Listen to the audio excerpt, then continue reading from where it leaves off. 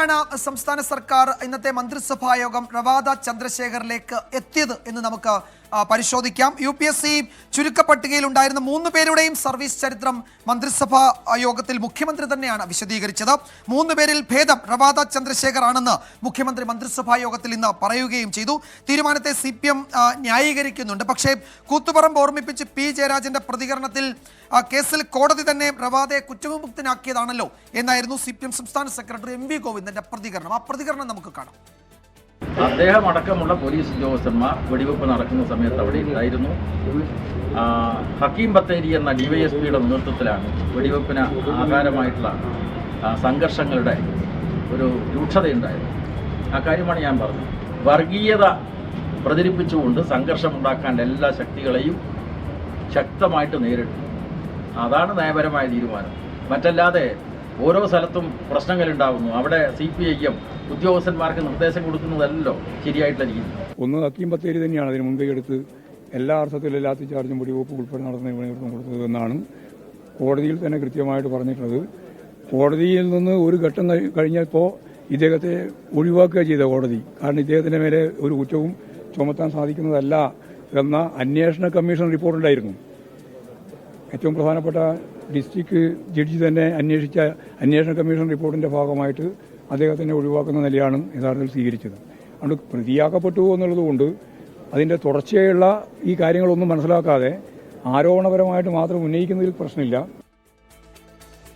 വിശദാംശങ്ങൾ ഷഫീദ് റാവുത്തർ നൽകും തിരുവനന്തപുരത്ത് നിന്ന്. ഷഫീദ്, റവാദ ചന്ദ്രശേഖറിന്റെ പേര് കൂത്തുപറമ്പുമായി ചേർത്ത് വെച്ച് ചർച്ചകൾ നടക്കുമെന്ന് CPM-ന് അറിയാം. അപ്പോൾ തമ്മിൽ ഭേദം റവാദയാണ് എന്ന് മുഖ്യമന്ത്രി മന്ത്രിസഭാ യോഗത്തിൽ പറയുകയും ചെയ്തു. പക്ഷേ P ജയരാജനെ പോലൊരു മുതിർന്ന നേതാവ് ഈ വിഷയം ഉയർത്തി പരസ്യമായി പ്രതികരിച്ചു, അല്ലെങ്കിൽ പരസ്യ പ്രതികരണത്തിന് തയ്യാറായി എന്നത് മറ്റൊരു സാഹചര്യമാണല്ലോ. എങ്ങനെ ഈ വിഷയത്തിൽ പാർട്ടി ന്യായീകരണം നടത്തും?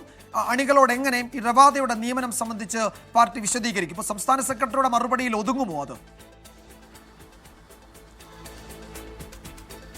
വിജയകുമാർ, സംസ്ഥാന സെക്രട്ടറിയുടെ മറുപടിയിൽ ഒതുങ്ങും എന്ന് നമുക്ക് കരുതാൻ കഴിയില്ല. മാത്രവുമല്ല, ഇക്കാര്യം ഈ വിവാദം CPIM പ്രതീക്ഷിച്ചതുമാണ്. പക്ഷേ 2 പ്രധാനപ്പെട്ട കാര്യങ്ങൾ വിജയകുമാർ സൂചിപ്പിച്ചതുപോലെ, ഒന്നാമത്തേത് അതിൽ P ജയരാജന്റെ പരസ്യ പ്രതികരണം ആ വിധത്തിൽ വരുന്നു എന്നുള്ളത് CPM-നെ സംബന്ധിച്ച് വലിയ തലവേദനയാണ്. രണ്ടാമത്തെ കാര്യമാകട്ടെ, ഇനി ഇത് എങ്ങനെ പാർട്ടി അണികളെ ബോധ്യപ്പെടുത്തുമെന്നുള്ളതും വലിയ തലവേദനയായി മാറും എന്നുള്ള കാര്യത്തിൽ തർക്കമില്ല. നമുക്കറിയാം 2012 ഈ പ്രതികളെ കുത്തുപറമ്പ് വെടിവെപ്പുമായി ബന്ധപ്പെട്ടന്ന് ഈ പോലീസ് ഉദ്യോഗസ്ഥരായ പ്രതികളെ കുറ്റവിമുക്തരാക്കുന്ന തീരുമാനത്തിലേക്ക് ഹൈക്കോടതി എത്തുന്നത്. മാത്രവുമല്ല, അന്ന് ഹൈക്കോടതി ചൂണ്ടിക്കാണിച്ച 2 കാര്യങ്ങൾ അത് CPM ഒരുപക്ഷെ ന്യായീകരണമായി ഇപ്പോഴും ഉയർത്തുന്നുണ്ട് എന്നുള്ളതാണ് ഏറ്റവും പ്രധാനപ്പെട്ട കാര്യം. അതാണ് സംസ്ഥാന സെക്രട്ടറി MV ഗോവിന്ദന്റെ വാക്കിൽ നിന്ന് നമുക്ക് മനസ്സിലാക്കാൻ കഴിയുന്നത്. അന്ന് ഹൈക്കോടതി പറഞ്ഞ 2 കാര്യങ്ങൾ ഇതായിരുന്നു. ഒന്നാമത്തേത്, ഔദ്യോഗിക കൃത്യനിർവഹണത്തിലുണ്ടായ സംഭവത്തിൽ ഈ പ്രതികൾക്ക് ഏതെങ്കിലും തരത്തിൽ ആളുകളോട് വ്യക്തിവൈരാഗ്യം ഉണ്ടായിരുന്നില്ല. ഇനി രണ്ടാമത്തേതാകട്ടെ, വെടിവെപ്പിന് നിർദ്ദേശം നൽകിയെന്നുള്ളതിന് തെളിവില്ല. ഈ 2 കാര്യങ്ങളാണ് ഇന്ന് ഈ MV ഗോവിന്ദന്റെ വാക്കുകളിലും ഉയർന്നത്. അതേ ധ്വനി തന്നെയാണ്. അവരെ കുറ്റവിമുക്തരാക്കി കോടതി. മാത്രവുമല്ല, ഈ ചുരുക്ക പട്ടികയിലുള്ള മറ്റു 2 പേരുകാർ അവരോട് സർക്കാരിന് താല്പര്യമില്ല എന്നുള്ള കാര്യം ഉറപ്പാണ്. അതിൽ ഒന്നാമത്തെ പേരുകാരൻ നിതിൻ അഗർവാൾ ആയിരുന്നു, റോഡ് സേഫ്റ്റി കമ്മീഷണർ ആയത്. അതേപോലെ തന്നെ ആ ചുരുക്കപ്പട്ടികയിൽ പേരുണ്ടായിരുന്ന മൂന്നാമനത് യോഗേഷ് ഗുപ്ത ആയിരുന്നു. നിലവിൽ ഇപ്പോൾ PP ദിവ്യ അടക്കമുള്ള വിഷയം, ഈ വിജിലൻസ് റിപ്പോർട്ട് വിവാദം, അതടക്കമുള്ള കാര്യങ്ങളിൽ യോഗേഷ് ഗുപ്തയോട് സംസ്ഥാന സർക്കാരിനോ CPM-നോ താല്പര്യമില്ല എന്നുള്ളത് ഒന്നാമത്തെ കാര്യം. നിതിൻ അഗർവാളിനോട് മുൻപുണ്ടായിരുന്ന ഡെപ്യൂട്ടേഷൻ സംബന്ധിച്ച് അദ്ദേഹം തിരികെ വന്നതുമായി ബന്ധപ്പെട്ട ചില പ്രശ്നങ്ങൾ അത് സംസ്ഥാന സർക്കാരിനുണ്ട്. അപ്പോൾ ആ 2 ഉദ്യോഗസ്ഥരെയും, താല്പര്യമില്ലാത്ത 2 ഉദ്യോഗസ്ഥരെയും തഴയുന്നു. പകരം റവാദ ചന്ദ്രശേഖരൻ എന്നുള്ളതിന് ന്യായീകരണമായ മന്ത്രിസഭാ യോഗത്തിൽ മുഖ്യമന്ത്രി പറഞ്ഞ കാര്യം ഇതാണ്. അതായത് ഇന്നത്തെ മന്ത്രിസഭാ യോഗത്തിൽ UPSC ചുരുക്കപ്പട്ടികയിലുള്ള 3 ഉദ്യോഗസ്ഥരുടെയും സർവീസ് ഹിസ്റ്ററി മുഖ്യമന്ത്രി വിശദീകരിച്ചു. ശേഷം അദ്ദേഹം പറഞ്ഞ കാര്യം പട്ടികയിൽ തമ്മിൽ ഭേദം റവാദ ചന്ദ്രശേഖർ എന്നുള്ളതാണ്. സ്വാഭാവികമായി മുഖ്യമന്ത്രി അങ്ങനെ ഒരു തീരുമാനമെടുത്ത സംസ്ഥാന സർക്കാർ ആ തീരുമാനവുമായി മുന്നോട്ട് പോകുമ്പോൾ തദ്ദേശ തെരഞ്ഞെടുപ്പ് അടക്കം വരാനിരിക്കുന്നു.